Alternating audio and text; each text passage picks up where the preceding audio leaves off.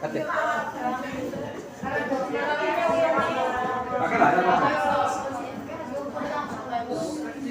Antum ada? Ya. Sudah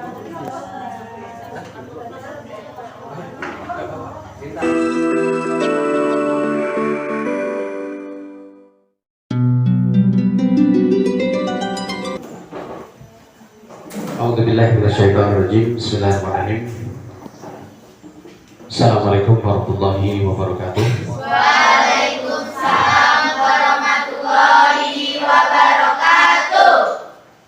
Daun salam di atas tampah. Yang jawab salam mudah-mudahan hidupnya barokah. Amin. Rezekinya melimpah. Amin. Turah-turah. Amin. Bisa ibadah umroh haji ke Mekah. Amin. Daun salam, daun genjer. Sehingga bilang jawab salam lambene tambah. Ada wong salam perengut baik. Ya, alhamdulillahilladzi allafa baina qulubina fa asbahna bi nikmatihi ikhwana. Allahumma shalli wa sallim wa barik wa karim wa salli ala hadzal nabiyil karim Muhammadin sallallahu alaihi wasallam wa ala alihi wa ashabihi ajma'in, amma ba'd. Jina bil karama wal fadala wa masyayikhana al-a'izza yang kami muliakan dan yang kami takdimi, Bapak Kasih Bimas Islam Kabupaten Kemenak Timur, Bapak Haji Saryono SAG MPDI, Al-Mukarram Ustadz Triyono SPDI Ustadz Putra, Bapak Hamdi SAG selaku pegawai Kementerian Kantor Kementerian Agama Kabupaten Bogor Timur. Ya, materinya mengelola psikologi keluarga. Sekarang umur kalian berapa? 17. Ada yang 18? 18 sudah ada? Ya. Usia pernikahan itu yang diperbolehkan oleh pemerintah aturan undang-undang itu 19 tahun.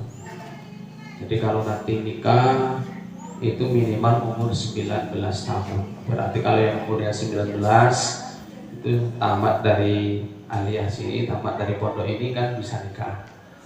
Tapi kalau mau masih kuliah, maka kejarlah cita-cita kalian. Kuliah saya katakan enak. Kenapa? Saya dulu orang yang tidak mampu, anaknya mbok rondo, anaknya tiga, boten gadah nopo-nopo, jalur sedoyo, peninggalan bopo namung sepeda unta. Jadi peninggalan bapak itu cuma sepeda unta.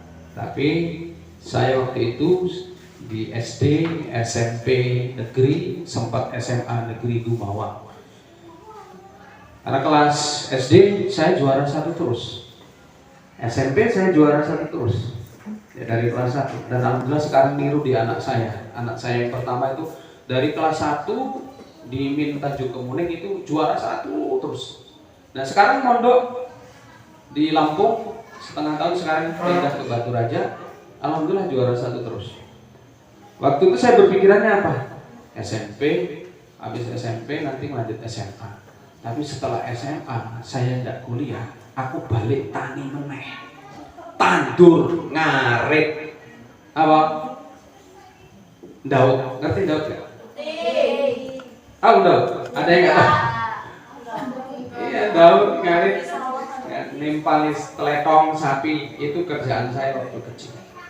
Makanya saya ingin merubah nasib. Apa? Kalau tidak kuliah, balik meneh dari tani. Maka setelah tamat SMP, maka saya berusaha bagaimana caranya itu saya kuliah sekolah di SMA negeri. SMA favorit saat itu satu-satunya di Gumawa. Dan alhamdulillah masuk 10 besar waktu itu. Saya mikir lagi, kalau tamat SMA nggak punya duit saya gimana? Nggak bisa kuliah. Modalnya apa? Cuma bisa baca Al-Quran sama nekat. Modalnya apa waktu itu? Ingin membahagiakan mama, ya, mama sing rondo. Ya, kalau sudah jadi janda itu berat sekali. Makanya saya pesan ke kalian, jangan sampai nikah dini dulu. Kalau bisa rasakan dulu bagaimana indahnya kuliah. Kalau kuliah itu enak, nggak usah katakan enak, Pak, entek duitnya. Minta ke orang tua kan tinggal WA kalau sekarang. Kalau dulu masih surat. Ya, Pak, ini butuh laptop, Bu, butuh laptop, tinggal minta.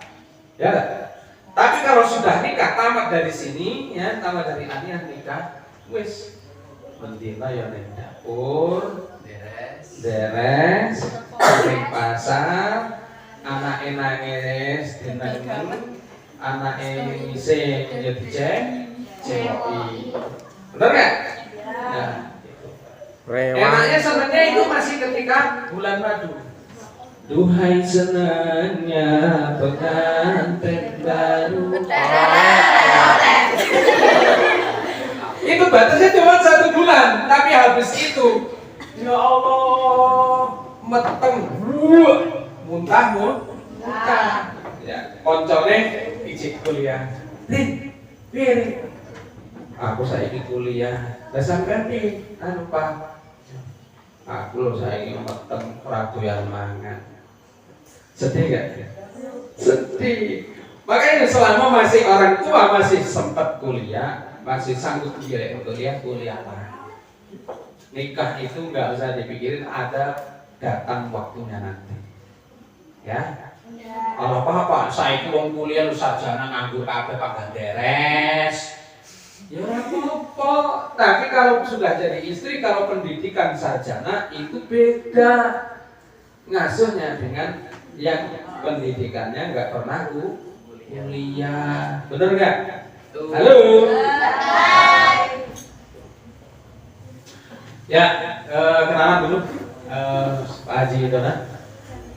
Nah ini saya asli kelahiran Desa Purwodadi BK 16. Saya asli Purwodadi, ya, asli kelahiran Belitang, tapi saya besar di Perantauan.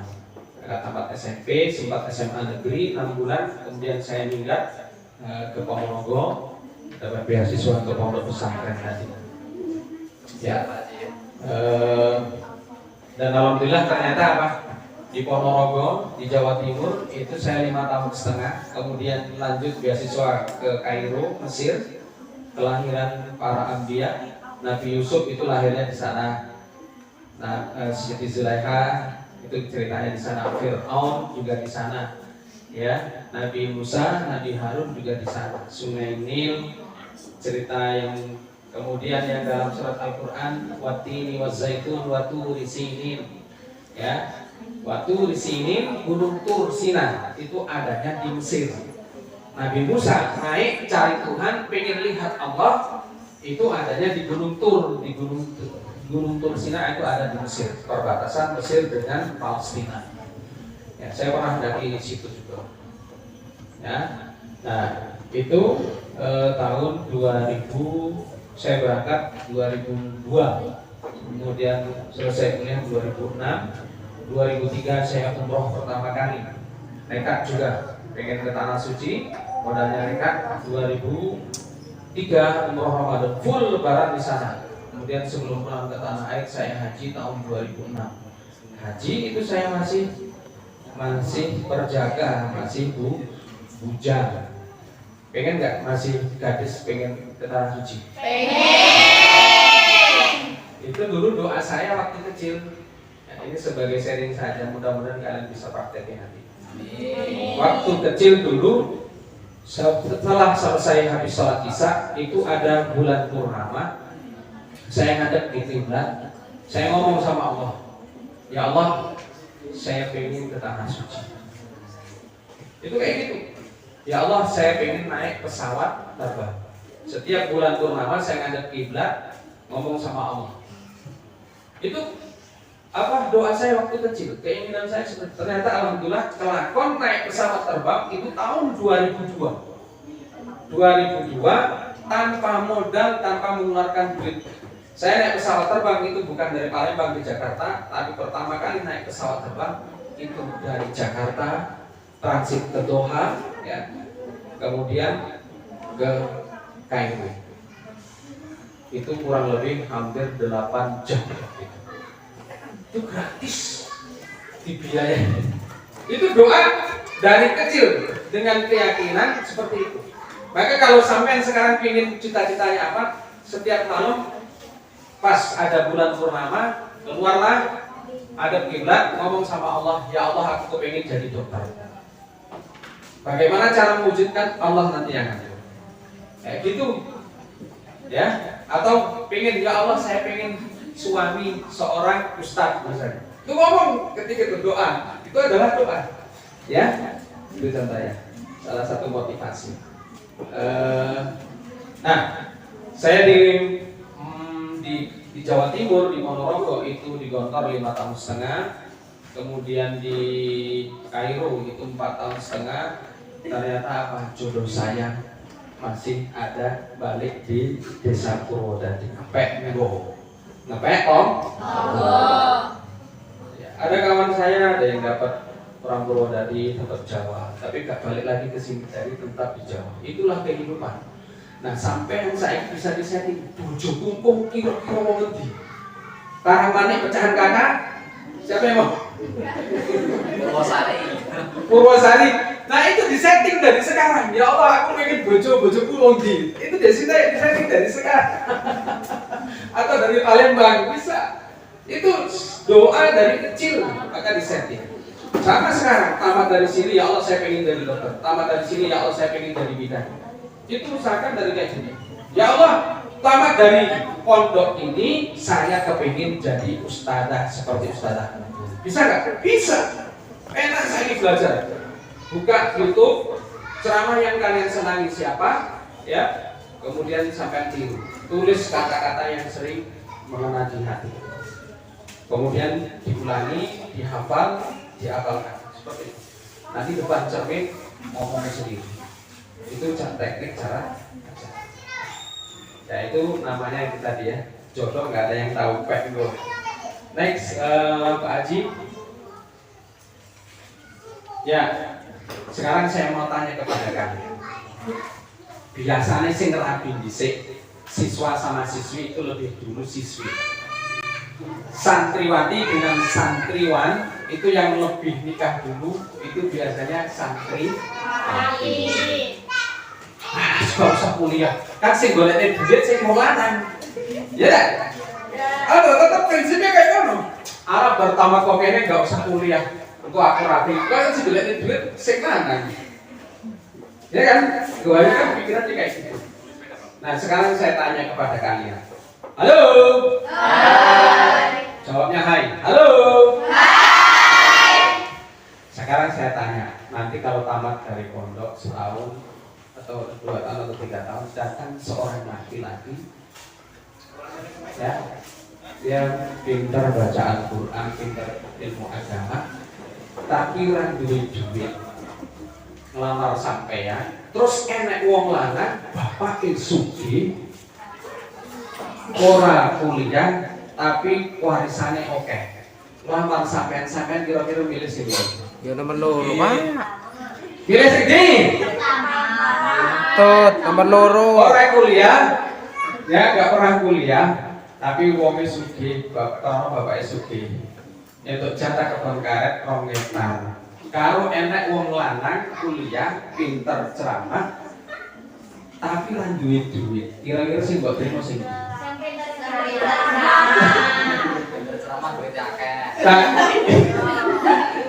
Itu saya dulu kayak gitu. Saya dulu melamar istri saya itu, saya nggak punya duit sama sekali karena saya pulang dari kuliah dari Mesir, saya baru belum bekerja, ya, nggak punya duit. Saya berani melamar, modal saya waktu itu punya duit 3 juta. Makanya setelah saya melamar, kalau saya dalam hati saya kata saya diterima, alhamdulillah. Nggak terima aku boleh naik. Ternyata diterima, tapi tanpa prawedding, tanpa pelaminan. Sedih gak? Nak Rabi gak ada prawedding. Sedih. Gak ada pelaminan, sedih kan? Sedih. Dan itu yang saya alami. Ya, dan itu yang saya. Jadi setelah nikah modal apa? Ketika tunangan waktu itu bulan April, bulan Mei akhir itu saya nikah Jokowi. Jadi ketika khutbah tunangan itu tidak ada prawedding. Lalu sekarang kan enak, tunangan, lamaran, ada prawedding, ada dekor sederhana ya, foto bersama cincin dan lain sebagainya. Habis itu nikah, rame-rame, nanggap organ tunggal, pelaminan mewah, ya kan? Ayo sewa karung, 5 plong, 7 plong. Dan itu saya enggak. Karena memang saya enggak punya duit. Kalau punya duit saya mau waktu itu. Dan tanpa ya, Rabi Merah bisa. Bener, saya kalau sekarang nikah yang siap jadi istri kedua ketiga banyak. Tapi yang kasihan istri pertama. Bener. Maka kuncinya di sini. Ya. Maka kalau kalian mantep, agamanya bagus, ya komitmennya bagus, tanggung jawab, silahkan nikah. Tapi kalau yang jadi petaka itu kalau kalian nikah dapat suami narkoba, ora gelem gawe judi, pas nih. Walaupun wong tuwane gede, tapi lah tukang narkoba, omben-omben, judi, kuwi ora enek tambane. Berapapun warisan yang dikasih oleh orang tuanya habis. Dan itu yang terjadi di kawan saya yang kayak gitu. Sekarang jadi rondo. Entek, karena dulu nikah gara-gara wong kepencut karo harta warisan wong sugih ternyata buat narkoba, judi. Lah judi ini enggak bisa ada obatnya. Entek ketinggal katok kolor ijik panggah judi. Lah iso bojone ditaruhne digawe anu masih tetep ya. Nah itu yang terjadi. Oke? Halo. Hai. Ya, psikologi keluarga singkat karena hari Jumat. Psikologi keluarga menurut Hill diartikan suatu rumah tangga yang hubungan darah dan dalam ataupun perkawinan sebagai tempat terselenggaranya fungsi ekspresif keluarga bagi individu. Jadi kalau sudah nikah itu ada fase perubahan. Yang dulu ketika tunangan atau masih pacaran 1 tahun, 2 tahun, 3 tahun, 5 tahun, bahkan ada yang 8 tahun pacaran nikah, itu panggilannya Dek itu sudah berubah jadi ayah, bun. Kalau sudah punya suami dipanggil apa? Mami apa bunda? Umi Abi, apa mama? Apa main? Nah itu ketika sudah nikah itu ada kesepakatan psikologi. Salah satu panggilan itu tadi. Sampean dipanggil bunda atau mami atau mae atau mboe. Mama. Nah, Papa, atau ibu atau papa. Itu psikologi. Abi. Nah, itu panggilan psikologi. Ya, terus tadi.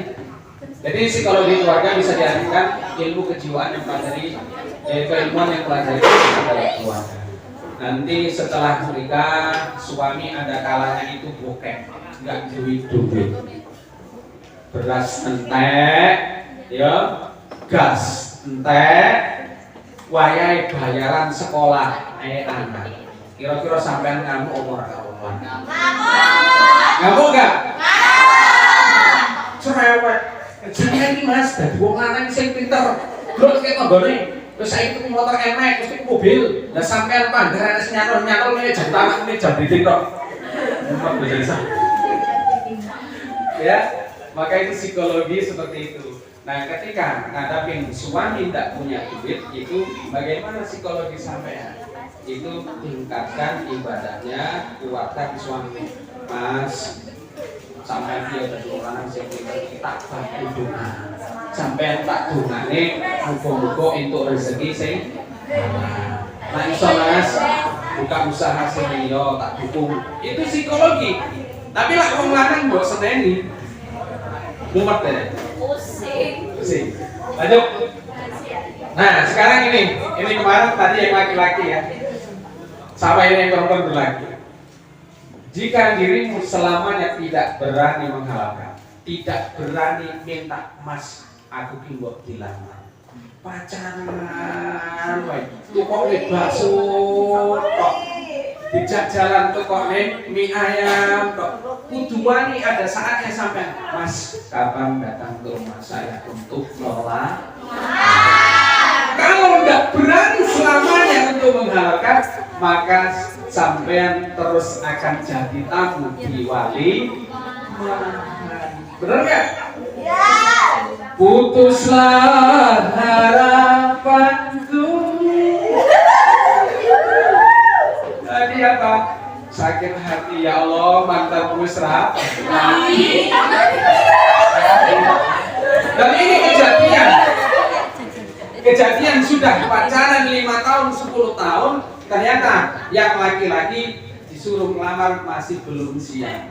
Akhirnya bubar apa? Dia menikah sama yang lain, yang ceweknya, yang anaknya itu sudah nikah sama yang lain. Makanya jangan habiskan waktumu untuk dia yang belum tentu jadi suami. Kalau sudah jadi suami, habiskan waktumu untuk ayah beb suami. Itu, paham ya? Terus, ya, keluarga merupakan tempat di mana pertama kali individu mendapatkan pendidikan, pengalaman, interaksi dan lain sebagainya. Jadi sebagai suami, sebagai istri, ketika nanti setelah ijab kabul, saya terima nikahnya dengan mas kawin yang tersebut ya. Misalnya ya Randy bin Bapak Ahmad Sunarno, saya nikahkan engkau dengan anak kandungku yang bernama Ulfa Duyanti. Dengan mas kawin uang sebesar 300.000 rupiah dibayar tunai. Saya terima nikahnya dengan mas kawin yang tersebut, maka statusmu itu berubah. Yang dulu apa? Sebagai gadis berubah menjadi istri. Kalau sudah istri itu harus taat pada suami. Makanya konsepnya itu. Ya. Nah ini untuk mencegah pernikahan dini. Terus capek nggak bisa. Wah becek juga sih. Terus saya. Terus. Lanjut. Manfaat psikologi keluarga ini maksudnya untuk mempermudah interaksi dengan keluarga yang lebih luas. Jadi setelah menikah kalian itu yang nikah bukan kalian berdua, tapi hakikatnya apa? Bojo nih sampean itu dulur, ya punya famili, sampean punya famili. Nah menyatukan dua keluarga famili yang beda adat istiadat. Digabungkan, dikenalin anu mas, ini pakdeku, ini simbahku, ini bibiku, ya ini adik saya. Itu dikenalkan supaya apa? Psikologi saling mengenal satu sama lain ya. Tapi lah sampai barabi orang kenal karo tonggo, nah repot ya. Mas ini paksa ngomongnya orang ngerti tonggo sana kan bingung sampai ya. Enggak ngerti tonggo. Kenapa? Setelah menikah enggak pernah dikenalkan dengan tetangga. Enggak perlu. Next. Ya, ini salah satu psikologi jurus suami. Suami itu rata-rata apapun profesinya, polisi, kiai, tentara, itu kalah dengan istrinya. Kenapa? Biasanya wong wedok iku ribut goro-goro. Beneran? Iya. Terus tonggo sisari baru rapi setang nangis gede kaunge gede ribut kan? Nah ini maka ketika istri marah jurus suami itu adalah suami bersabar, dia diam. Wong lanang itu rata-rata kalau dimarahin diam. Apa? Ya Allah, alhamdulillah aku itu pahlawan. Makanya suami itu rata-rata walaupun pintar kayak apapun, ketika istrinya marah dia lebih baik diam. Kenapa? Suami itu rela mengalah demi untuk menjaga keutuhan keluarga. Maka nanti kalau sudah punya suami mengertilah suami. Next. Yuk lanjut. Terus. Nah ini istri saya sama saya. Ini foto tahun 2017 kalau nggak salah ya. Nah, saya flashback lagi tadi tempat istri. Saya nikah tanpa pre-wedding, saya nikah tanpa pelaminan, tapi alhamdulillah sudah 3 kali saya bawa istri saya ke tanah suci ke Mekah. Dek, ayo ngopi ini di Mekah. Enak nggak? Sawal kemarin saya ada umroh, bulan September kemarin saya suruh berangkat lagi bawa istri saya. Jadi komitmennya kayak gitu. Walaupun nikah sederhana, tapi alhamdulillah saya punya komitmen bahagiakan istri. Itu anak saya sudah kelas 3 MTS, alhamdulillah kelas nomor 2 kelas 6, yang bujang ini kelas 2 MI. 4 sebenarnya kemarin, tapi 4 itu kehidupan umur 2 tahun setengah. Pengen nambah lagi tapi sama mama saya tidak boleh, kasihan. Ngapa? Karena setiap hamil itu teler, enggak telepon nasi. Apa teler terus? Kalau enggak istri saya enggak teler, pengen itu punya anak 10. Sanggup enggak melahirkan 10? Iya, banyak pahala orang hamil itu. Terus, Pak Haji. Nah, saat ini dengar. Kalau ada yang lagi pacaran ngomongkan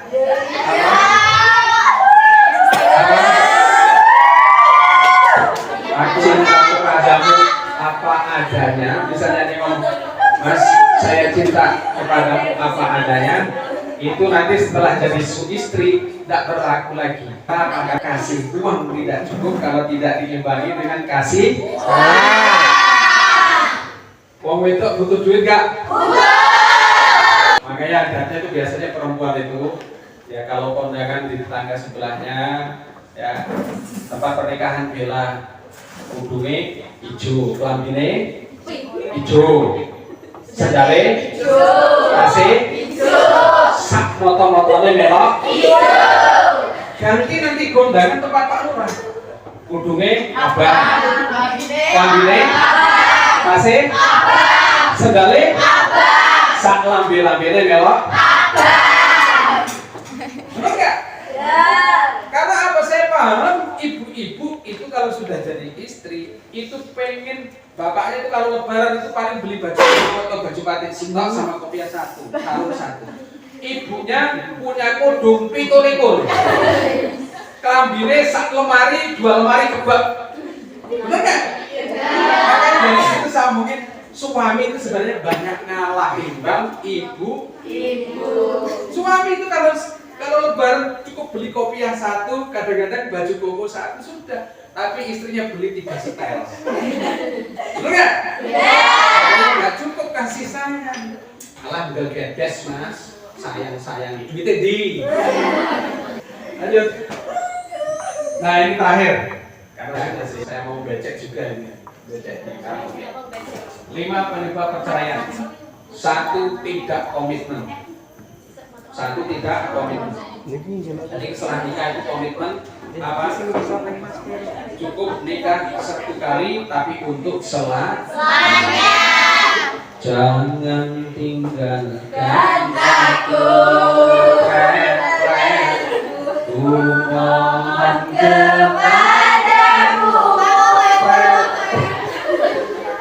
Itu gak ada komitmen. Ya, itu harus komitmen. 5 tahun setelah nikah, mas, kita usahakan punya rumah sendiri. Setelah nikah, campur sakomah karo morotua penak apa enggak? Katanya, bernikah setahun, 2 tahun, 5 tahun campur morotua penak apa orang? Maka harus ada komitmen 5 tahun nabung. Sebagai istri itu harus hemat, pintar ngatur duit. Bagaimana caranya ngumpulin duit, nabung duit nanti bisa bangun rumah sendiri. Kalau 1 rumah dengan mertua itu pengalaman saya itu juga. Apalagi yang perempuan, gue mantu ulfara soga ragabek masak kasihan. turune Bangkok. Dirasani mantu kira-kira sampean enak gak? Enggak. Padahal mah, Bu, aku tangine jam 4. Kok diomongin Bangkok? Aku terus belajar masak, Bu. Delok ning YouTube, tapi hasilnya panggah asin menurut sampean kan kudu piye? Sedih gak? Sedih. Anaknya lagi lo anakmu kayak lo ditusi, enggak ditusi.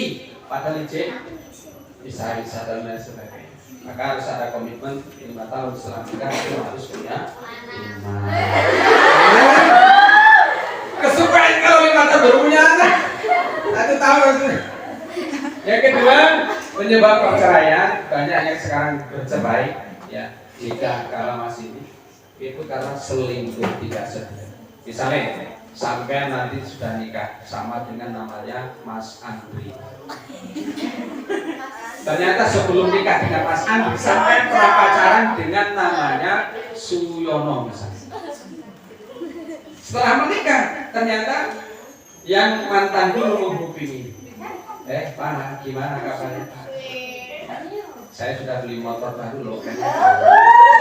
Bojomu wis sanggup urung beli enek. Akhirnya tergoda. Ya Allah, nopo aku rakyat biyen jatuhno aku rabi karo Masu. Ya Allah. Tibakno Mas Andri kok ora gablek akhirnya apa? Menyesal. Hidup penuh liku-liku, ada suka, ada duka. Ada kabeh selamanya. Itu pertahanan. Yang ketiga, konflik pertengkaran masalah remeh. Termasuk pegatan gara-gara beras. Iya. Paketan, Pak. Nah, iya, itu paketan juga. Mas, entek paketan. Ya Allah, Dek, ini kita nggih nabung. Alah, tukokne satu paket apa? 20 giga. Akhirnya tabungan gara-gara kuwi wis tak omong nih. Sampean ki ojo dirit-irit lho.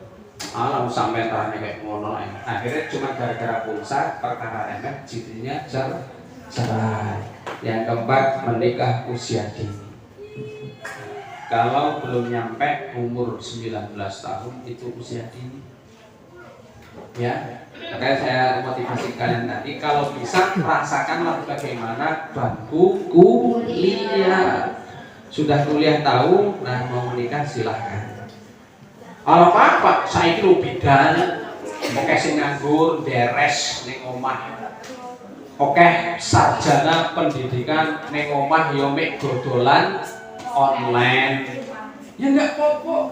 Sarjana untuk anak-anaknya di rumah. Mendidik anak-anaknya yang sudah kalau sudah sarjana beda. Yang terakhir, penyebab perceraian adalah masalah ekonomi. Maka ketika sudah menikah, jadilah istri yang sakti. Ya, wah, istri sakti piye? Iya, istri yang keramat, jadilah istri yang keramat. Piye? Jadi kalau ke pasar atau ke warung nyekel duit 50.000, balik go blojoan 100 sen. Lah sing 50.000 ning ndi? Enggak, maksud saya bukan kayak gitu, bukan pandai utang, tapi sebagai istri mulai dari sekarang berlatihlah yang mandiri. Ya, sekarang banyak bisnis. Misalnya apa? Jilbab kayak gini. Ini kan kawan-kawan belum foto cekrek upload di WA atau nggak di Japri kawan-kawan. Mau nggak ini murah saya kasih diskon. Itu salah satu contohnya. Ya, itu mandiri dalam ekonomi sendiri. Akhirnya apa, nanti ketika suami tidak punya duit, ada kalanya nggak punya duit, sampai punya duit sendiri. Suami terkejut, loh, Dek, sampai untuk duit kombi. Ya Mas, aku bisnis kecil ke kecil. Nah itu ya saja. Selesai. Ada pertanyaan, satu pertanyaan. Kalau tidak ada saya tutup. Nggak ada? Alhamdulillah nggak ada yang tanya. Tapi kalau ada yang mau konsultasi, ya masalah apa, silahkan mampir ke rumah saya. Rumah saya di Desa Purwodadi, ada tulisannya Rumah Sehat Herbal Bekam, depan gereja. Ngerti? Gereja. Jadi kalau mau ke Puskesmas Purwodadi itu lewat. Kalau dari sini kanan jalan. Ya, ada pelangnya, ada. Jam tayang di Mas Pero Pak, jam berapa? Ya, di Radio Mas Pero juga, tapi sudah hampir setahun ini sudah vakum. Nanti mau mulai lagi. Jadi isi ceramah di Radio Mas Pero juga sering. Kemudian ceramah walimah pernikahan sudah di mana-mana. Saya lupa lagi sudah berapa kali saya ceramah ngisi nasihati orang yang sudah nikah. Balik ceramah disangoni. Enak loh. Itu salah satu contoh kreatif cari duit. Makanya itu. Nggak ada pertanyaan? Nggak ada, ya sudah. Cita-citanya mau kuliah gara-gara kena jebakan Batman. Putuslah harapanku, Rasido kuliah. Oke? Ingat tadi ya, perbanyak doa. Termasuk salah satunya kalau metode saya waktu kecil kayak gini. Ketika bulan purnama, saya lihat bulan, saya ngadep kiblat, ngomong sama Allah, doa sama Allah, ya Allah, saya kepingin haji, dan itu terlaksana, alhamdulillah. Ya, itu saja. Wallahu muwaffiq ila aqwamit thoriq. Aku lupa lihat astagfirullah wa lakum wa lisairil muslimin min kulli dzamb fastaghfiruh innahu ghafurur rahim. Wallahu muwaffiq ila aqwamit thoriq. Assalamualaikum warahmatullahi wabarakatuh.